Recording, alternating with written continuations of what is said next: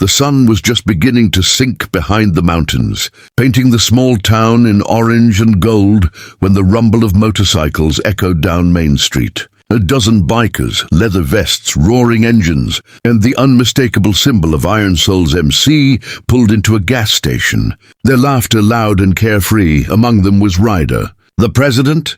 A man with a weathered face, tattoos creeping up his neck, and eyes that had seen too much of life's cruelty. He turned off his engine and stretched. "All right, boys," he called out. "Fuel up, grab something cold, and let's move before dark." That's when he saw her. A little girl, maybe 8 or 9, stood beside a rusty, small pink bicycle at the corner of the lot. Her dress was torn, her hair matted, and her big brown eyes were filled with something Ryder didn't often see: desperation. She held a small cardboard sign written in shaky handwriting. "Bike for sale, $10. Need food for mommy." Ryder frowned, walking toward her slowly. "Hey there, kiddo." "You selling your bike?" The girl looked up at him, her voice trembling. "Yes, sir.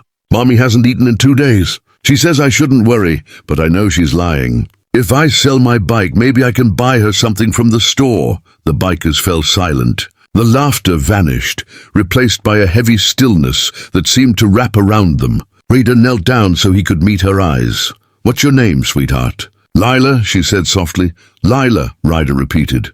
"You don't need to sell your bike, kid.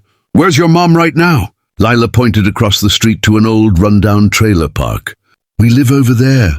Mommy's not feeling well. We used to have a house, but some bad people took it." Ryder exchanged glances with his crew. They weren't strangers to stories like this. Small towns had their share of corruption, landlords, and people taking advantage of the weak. But something in this girl's eyes hit deeper than usual. He pulled out a $100 bill and handed it to her.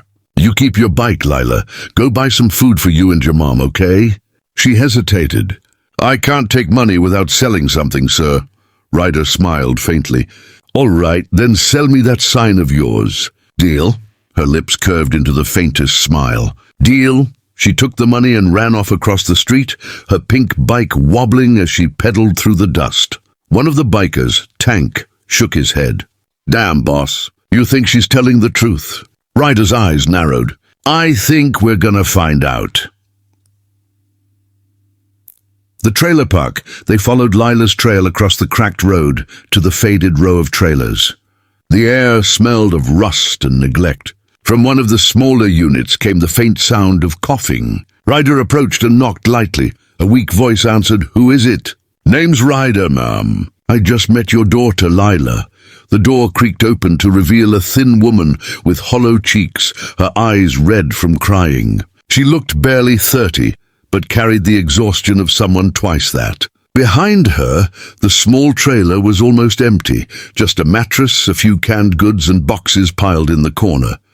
"I'm sorry," she whispered. "If she bothered you, she didn't bother us," Ryder said gently.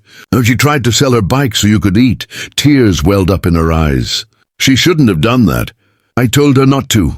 Ryder nodded slowly. "You mind telling me what happened?" The woman hesitated, then sat on the edge of the mattress. "My name's Mara, my husband. He passed last year. Worked construction. I cleaned houses to make ends meet. But then our landlord, Mr. Grady, started raising the rent every few months. When I couldn't pay, he kicked us out. Said he'd lost patience. Took everything we had, even the furniture. He owns half this town. The sheriff's his brother. I couldn't fight it." Ryder's jaw tightened. He knew that name. Grady, a slick, well-dressed businessman who ran a chain of pawn shops and payday loan stores, always smiling for the local paper. But underneath, everyone knew he played dirty. Mara looked down, embarrassed. "I tried getting work again, but no one will hire me after Grady called me a thief. Said I stole from him. I didn't. He just wanted us gone." The room was silent except for the hum of the flickering light. Then Ryder stood. "Mara, you and Lila eat something tonight. Leave the rest to us." The confrontation, an hour later, the Iron Souls thundered into town again. But this time, their engines weren't just noise. They were a warning. They parked right outside Grady's Pawn and Loans, where a shiny black Mercedes sat gleaming in the dusk. Inside, Grady, plump, slick-haired, and wearing a gold watch the size of a biscuit, looked up in surprise as the door slammed open. Ryder stepped in first, followed by his men. "Well, if it isn't the Iron Souls," Grady said, forcing a smirk. "What can I do for you, gentlemen?" Ryder walked up to the counter, his gloved hands resting firmly. "You can start by telling me why you stole from a woman named Mara and her daughter." Grady's smirk faltered. "I don't know what you're talking about." "Don't play dumb," Tank growled. "We know you took her stuff, spread lies about her, and left a kid hungry." Grady straightened, his tone turning sharp. "She broke her lease. That's business. And you people—" Before he could finish, Ryder grabbed the man's tie and yanked him forward across the counter. "You listen to me, you greedy piece of trash. That little girl tried to sell her bike today so her mother could eat. You think that's business?" Grady's face turned red.